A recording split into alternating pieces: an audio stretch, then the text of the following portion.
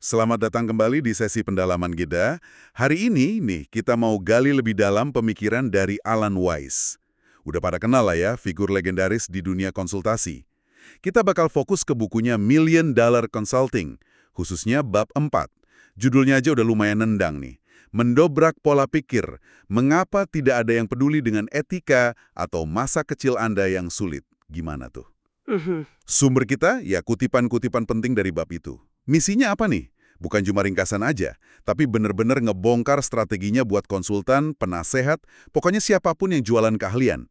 Fokusnya gimana bangun hubungan klien yang kuat, sama, nah ini penting, gimana mendobrak pola pikir atau paradigma gitu, yang mungkin selama ini malah ngebatasin kita. Judulnya juga udah bikin penasaran banget kan? Masa sih etika nggak penting? Yuk, kita bedah bareng maksudnya apaan sih? Tentu. Judul itu emang sengaja kayaknya sama Wise dibikin agak nyentil gitu ya buat mancing mikir. Tapi gini, penting banget buat kita pahami dari awal, Wise itu sama sekali nggak bilang etika atau integritas itu nggak penting. Wah, bukan gitu. Itu mah fondasi. Cuma argumen utamanya, dan ini kuat banget, itu soal apa sih yang benar-benar jadi penentu utama buat klien pas mutusin mau kerjasama, mau percaya, dan, nah ini kuncinya, mau bayar fee mahal buat keahlian kita. Jadi bukan soal etika di kertas gitu? Bukan soal kode etik di dinding atau cerita sedih masa lalu kita, kata Wise. Yang penting itu nilai yang kita kasih secara konsisten dan dalamnya hubungan yang kita bangun. Nah, bab ini ngajak kita ngelihat lebih dari sekedar, ya, daftar keahlian teknis atau CV kita aja. Oke. Sip. Mari kita mulai bongkar nih. Wise kan mulai dari konsep paradigma, pinjaman dari Joel Barker ya? Betul. Soal sadel sepeda yang sampai 100 tahun niru sadel kuda. Nah, iya. Padahal kan beda banget kebutuhannya. Baru belakangan aja orang ngeh dan bikin desain baru. Iya, contoh itu nunjukin banget gimana kuatnya paradigma lama bisa nahan inovasi loh. Padahal kelihatannya sepele ya. Ada contoh lain tuh yang lebih gelitik lagi. Apa tuh? Cerita soal lebar rel kereta api standar sekarang. Katanya sih, ini mungkin setengah mitos ya, tapi intinya dapat. Lebarnya itu konon bisa ditarik mundur sampai ke lebar pantat dua kuda yang narik kereta perang Romawi kuno. Serius? Wah, Ya, gitu ceritanya. Ini gambarin gimana sebuah standar atau cara mikir bisa awet banget berabad-abad. Padahal alasan awalnya udah nggak relevan sama sekali. Ini bukan cuma trivia sejarah, tapi metafora kuat soal gimana kita bisa kejebak. gimana? Kacamata kuda ini relevan buat kita nih, para profesional atau konsultan? Wah, relevan banget. Wise ngelihat banyak konsultan atau ya profesional di bidang lain juga kejebak sama alat atau model favorit mereka. Misalnya tuh, alat tes kepribadian kayak DISC atau Myers-Briggs. Oh iya, sering banget dipakai kan itu? Sering, alat ini oke aja kalau dipakai benar sebagai salah satu alat bantu lah. Tapi Wise lihat banyak kasus di mana alat ini malah jadi, sumber pendapatan utamanya, fokusnya geser. Geser gimana maksudnya? Dari yang harusnya mecahin masalah klien, malah jadi cuma jualan dan interpretasi hasil tes itu aja. Jadi alatnya jadi produk bukan Tepat. solusi sebenarnya. Kayak contoh yang di Providence Energy itu, ingat nggak? Oh, yang sampai dicetak di cangkir kopi itu ya? Wah, iya ingat. Ekstrim juga ya, ada label introvert, INTJ segala macam. Nah, itu dia. Fokusnya jadi melabeli orang, ngekategorin mereka. Bukan gimana bantu mereka kerja lebih baik, kolaborasi lebih bagus, atau capai target bisnis beneran. Ini contoh sempurna kacamata kuda. Kejebak sama alat, lupa sama tujuan akhir klien. Poinnya kuat banget tuh soal bahaya terlalu lekat sama satu alat. Wes juga cerita kasus lain kan ya? Tim konsultan yang gagal dapat proyek planning strategis. Betul, tim ini jago banget analisis keuangan, ngitung shareholder value, wah canggih lah proposalnya secara finansial. Tapi gagal total dapat proyeknya. Kenapa tuh? Padahal udah canggih hitungannya. Karena mereka terlalu terpaku sama model shareholder value itu, kacamata kuda mereka. Mereka nggak ngeh kalau klien potensial ini butuh lebih dari sekedar angka. Klien itu nyari mitra strategis yang bisa ngerti nuansa bisnisnya, dinamika timnya, visi jangka panjangnya gimana. Tim ini ya kekurung di kotak pemikiran mereka sendiri, gagal lihat kebutuhan klien yang sebenarnya. Jadi pesan intinya jelas banget ya. Sukses di masa lalu pakai satu cara, itu bukan jaminan buat masa depan. Kalau kita modalnya cuma palu, ya semua masalah kelihatan kayak paku terus. Harus mau nanya lagi ke diri sendiri, harus mau berkembang. Dan disinilah Wise mulai ngenalin pergeseran fokus yang krusial banget. Abis nunjukin bahaya paradigma lama, dia ngajak kita mikir ulang. Apa sih yang sebenarnya kita jual ke klien? Dia bedain 3 level interaksi atau penawaran. 3 level? Apa aja tuh? Pertama, produk. Ini barang kelihatan, berwujud. Contohnya laporan cetak, manual, software, cirinya sensitif banget sama harga. Klien anggapnya komoditas. Gampang dibandingin harga apel sama apel. Oke, produk. Terus? Kedua, jasa. Ini nggak berwujud, tapi aktivitas yang dibayar. Kayak audit, fasilitasi workshop, training, riset. Kata Wise, level jasa ini lebih oke buat diferensiasi dibanding produk. Bisa bikin jasa yang unik. Sip, yang ketiga. Ketiga, hubungan. Ini juga nggak berwujud kayak jasa. Tapi nilainya dianggap gratis secara intrinsik. Maksudnya, nilai hubungan ini lebih dari harga produk atau jasa spesifik yang kita kasih. Ini soal trust, pemahaman mendalam, kemitraan jangka panjang. Wise visualisasikan ini pakai matriks kan? Gambar 4:1 gitu. Gimana matriks itu bantu kita? Iya, matriks itu bantu banget. Bayangin ada 2 sumbu lah ya. Sumbu vertikal itu jenis interaksi. Produk di bawah, jasa di tengah, hubungan paling atas. Sumbu horizontal itu persepsi klien. Paling kiri, kompetitif, mirip yang lain. Tengah, berbeda unik. Paling kanan, terobosan atau breakthrough. Kata Wise, buat produk, target realistisnya mungkin cuma kompetitif. Ya, kualitas bagus, harga bersaing, tapi susah bikin produk fisik jadi terobosan utama. Soal produk ini, Wise punya saran spesifik banget. Katanya, minimalkan gitu ya. Jaga kualitas, tapi jangan jadi andalan utama. Kecuali emang itu bagian dari brand yang udah kuat banget. Dia kasih contoh iklan bir, It's Miller Time. Itu kan? Yang iklannya keren, tapi malah bikin orang ingat merek sebelah. Nah, persis. Itu contoh bagus banget soal terbatasnya fokus ke produk doang. Sekarang, ke level jasa. Di sini, kata Wise, peluang lebih gede buat jadi berbeda atau unik.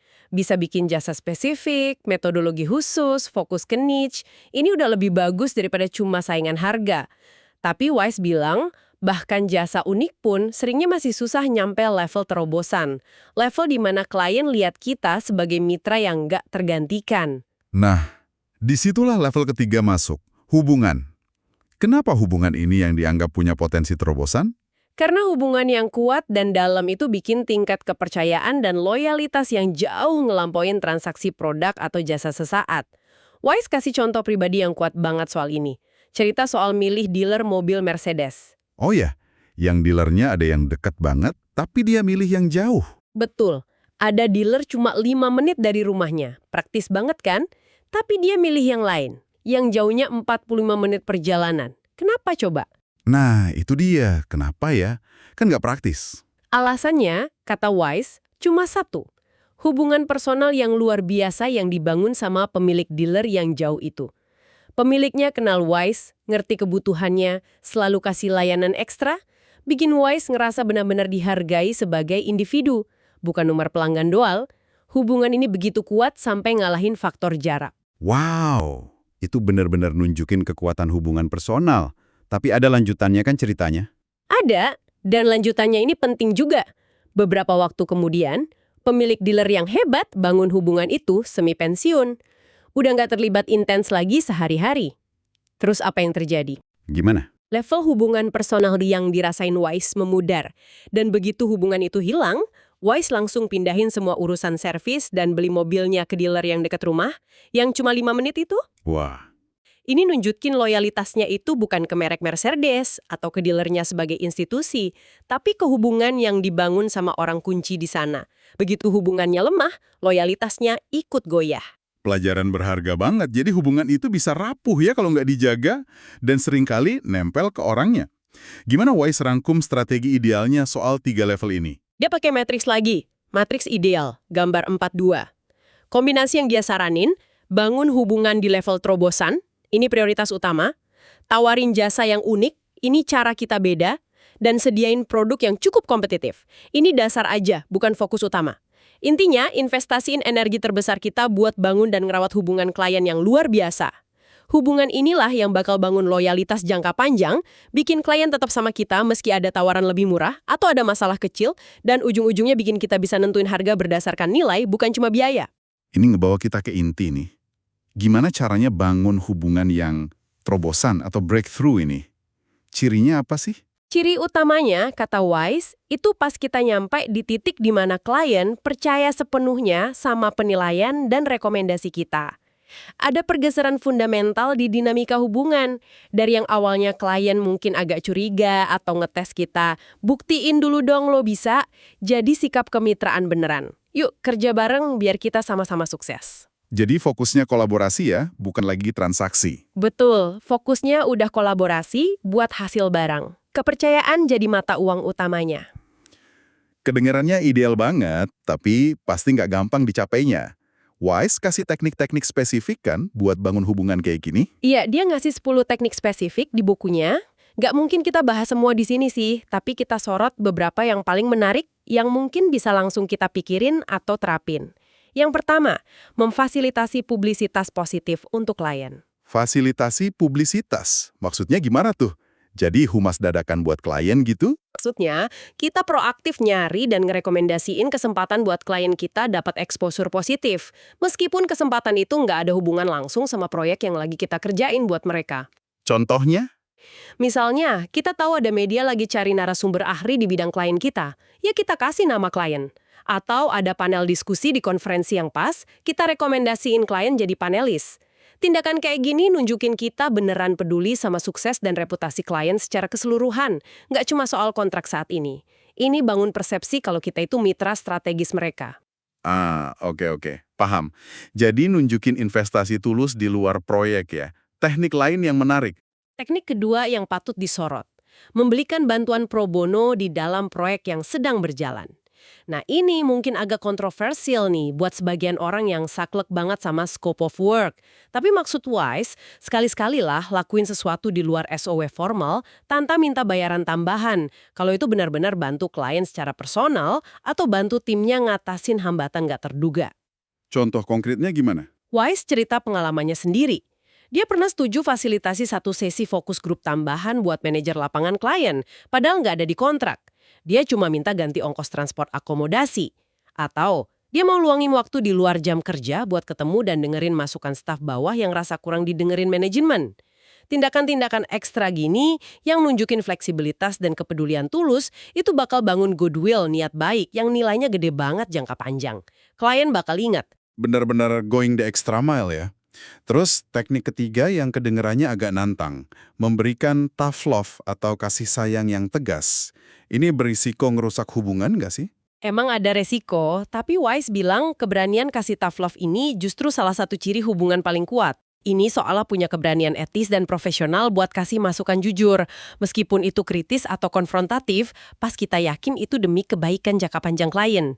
Artinya, kita nggak cuma ngomong apa yang klien pengen denger, tapi apa yang klien perlu denger. Wise punya cerita soal ini juga kan, pas hadapin eksekutif yang defensif. Ya, cerita yang kuat banget. Dia lagi presentasi hasil survei karyawan yang nunjukin ada masalah serius di kepemimpinan seorang VP, wakil presiden.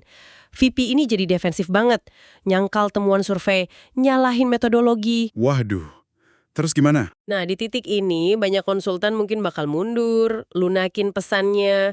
Tapi Wise malah sebaliknya. Dia tenang, tapi tegas nantang sikap defensif si VP itu, jelasin lagi validitas data, nekenin pentingnya hadapin kenyataan. Dia bahkan lebih jauh lagi. Ngapain dia? Dia nawarin sesuatu yang risikonya gede banget. Dia bilang ke VP itu kurang lebih, kalau Bapak merasa nggak nyaman sama temuan ini atau cara saya nyampeinnya, saya bersedia akhirin kontrak kita sekarang juga, nggak pakai penalti. Wow, itu beneran nantang maut? Reaksi kliennya gimana? Hasilnya justru di luar dugaan. Bukannya nerima tawaran putus kontrak, VP itu malah diam sebentar, terus ngakuin kalau dia emang defensif. Dia mulai lihat kejujuran dan keberanian Wise itu bukan sebagai serangan, tapi sebagai tanda integritas dan komitmen buat kebaikan perusahaan. Jadi malah percaya? Justru kepercayaannya naik pesat setelah kejadian itu. Klien nggak cuma lanjutin kontrak, tapi malah nambah lingkup kerja sama Wise. Ini contoh sempurna dari apa yang bisa dicapai tough love yang disampaikan dengan pas. Luar biasa. Keberanian buat jujur dan konfrontatif secara konstruktif ternyata bisa nguatin kepercayaan banget. Tepat. Wise nyebut level kepercayaan tertinggi ini sebagai ne plus ultra, istilah Latin, yang artinya nggak ada yang lebih jauh lagi atau puncak pencapaian. Ini kondisi di mana klien percaya mutlak sama penilaian kita. Mereka tahu kita bakal selalu bertindak demi kepentingan terbaik mereka, meskipun itu artinya bawa berita buruk atau nantang pemikiran mereka. Nyampe level ne plus ultra inilah tujuan akhir dari semua usaha bangun hubungan. Oke, udah paham soal paradigma, model PSR, teknik bangun hubungan breakthrough. Sekarang yuk kita balik lagi, ikat semuanya ke judul bab yang provokatif tadi. Mengapa tidak ada yang peduli dengan etika atau masa kecil Anda yang sulit? Gimana ini semua nyambung ke cara kita nentuin fee atau bayaran? Nah, ini dia titik penyatuannya. Wise pakai judul itu buat negesin sebuah kebenaran penting di dunia bisnis dan konsultasi. Sekali lagi ya, bukan berarti etika atau latar belakang personal kita nggak penting. Perilaku etis itu harga masuk, fondasi dasar. Tanpa itu, ya nggak bisa main jangka panjang. Latar belakang kita yang ngebentuk kita siapa, tapi pas klien bikin keputusan akhir soal nilai yang kita bawa dan berapa fee yang mereka mau bayar buat nilai itu, fokus utama mereka itu bukan sertifikat etika kita atau cerita inspiratif kita ngatasin kesulitan dulu. Jadi fokus utama mereka pas nilai harga itu apa dong? Cara konsisten lewat kerjaan kita. Kedua, dan ini yang ditekankan banget sama Wise, tingkat kepercayaan yang berhasil kita bangun lewat hubungan itu. Hubungan yang kuat, yang udah ada trust mendalam, ne plus ultra tadi, itu secara langsung ngebentuk persepsi klien soal nilai kita. Makin kuat hubungan dan trust-nya, makin tinggi persepsi nilainya. Nah, persepsi nilai yang tinggi inilah yang kemudian secara logis ngebolehin kita masang fee yang lebih tinggi. Fee berbasis nilai, value-based fees, bukan lagi sekedar ganti waktu atau biaya, cost plus atau time-based. Wise pakai matriks lagi kan, gambar 43, buat jelasin hubungan komitmen klien sama tingkat fee. Bisa dijelasin lagi nggak? Benar, matriks terakhir ini ngebantu banget. Sumbu pertama itu tingkat komitmen pembeli klien rendah ke tinggi. Sumbu kedua, tingkat fee kita rendah ke tinggi. Jadi ada 4 kuadran. 1, komitmen rendah plus fee rendah. Wise bilang ini kuadran ketidakpedulian, indifference. Klien nggak terlalu niat karena murah. Kita juga mungkin nggak semangat kasih yang terbaik. Hasilnya ya biasa aja, jebakan harga murah. Oke, kuadran kedua? 2, komitmen rendah plus fee tinggi. Ini jelas kuadran gagal jual, no sale. Klien belum yakin, belum lihat nilainya, kita udah minta bayaran mahal, yang nggak bakal jadi transaksinya. Masuk akal. Yang ketiga? 3, komitmen tinggi plus fee rendah. Ini kuadran bahaya buat kita, disebut dianggap murah, komoditi. Klien mungkin senang dapat harga bagus, tapi tanpa sadar, mereka mulai anggap nilai kita rendah. Ini ngerusak posisi kita jangka panjang. Susah naikin fee nanti. Kita jadi komoditas. Wah, bahaya juga ya. Yang terakhir, yang ideal? 4, komitmen tinggi plus fee tinggi. Nah, ini targetnya. Kuadran kemitraan sejati, partnership, klien komitmen penuh, percaya sama nilai luar biasa yang kita bawa. Dan mereka mau sekaligus mampu bayar fee premium yang sepadan sama nilai itu. Ini hubungan kolaboratif, dua pihak investasi buat sukses bareng. Penjelasan matriksnya gamblang banget. Jadi kunci buat bisa ada di kuadran kemitraan sejati itu ya bangun komitmen tinggi dari klien dulu, dan itu caranya ya lewat hubungan kuat dan buktiin nilai terus-menerus. Tepat sekali. Kesimpulannya jelas banget dan ngefek. Hubungan klien yang kuat, yang dibangun di atas trust mendalam dan value yang terbukti, itu syarat mutlak buat bisa lepas dari perang harga dan nentuin fee berbasis nilai. Kalau kita berhasil bangun hubungan terobosan, kita udah nggak jualan jam kerja atau laporan. Kita jual hasil, dampak kepastian yang lahir dari kepercayaan. Ini cara dobrak paradigma lama yang ngukur nilai cuma dari input, waktu, biaya, dan pindah ke output, hasil, nilai buat klien. Baik, abis pendalaman yang lumayan intens ini, yuk kita coba tarik beberapa intisari utama dari bab 4 Alan Wise ini. Pertama, ini fundamental banget. Pentingnya kita sadar dan aktif dobrak paradigma atau pola pikir lama yang tanpa sadar mungkin ngebatasin cara kita kerja, interaksi, dan lihat potensi diri. Jangan sampai kacamata kuda nutupin peluang baru. Kedua, geser fokus utama kita. Daripada sibuk banget cuma nyempurnain produk atau detail jasa, curahin energi terbesar buat bangun dan ngerawat hubungan klien yang dasarnya trust yang dalam dan tulus. Anggap hubungan ini aset strategis paling berharga, bukan cuma pelengkap. Ketiga, pahami hubungan sebab akibatnya. Hubungan solid itulah yang bikin persepsi nilai tinggi di mata klien. Persepsi nilai tinggi ini ujungnya jadi justifikasi logis buat kita nentuin fee yang lebih baik. Fee yang nyerminin dampak dan hasil, bukan cuma waktu yang kita habiskan.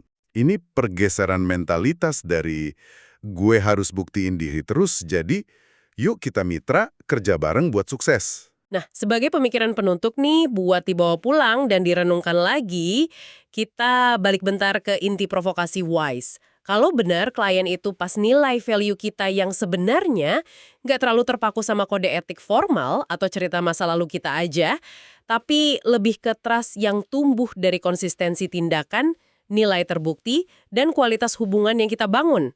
Pertanyaannya jadi, gimana kita bisa secara sadar, aktif, dan strategis geser fokus di tiap interaksi kita? Gimana caranya kita bisa lebih dari sekedar nunjukin kompetensi teknis atau pamer kualifikasi, tapi benar-benar jadi pembangun kepercayaan yang handal dan tulus buat orang-orang yang kita layani, pimpin, atau ajak kerjasama? Mikirin jawaban ini aja mungkin udah bisa jadi langkah awal yang kuat buat dobrak pola pikir lama kita sendiri. Terima kasih banyak udah nyimak sesi pendalaman kita kali ini.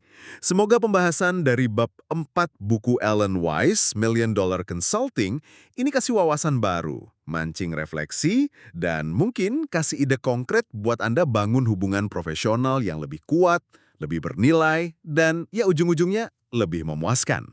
Sampai jumpa di pembahasan berikutnya.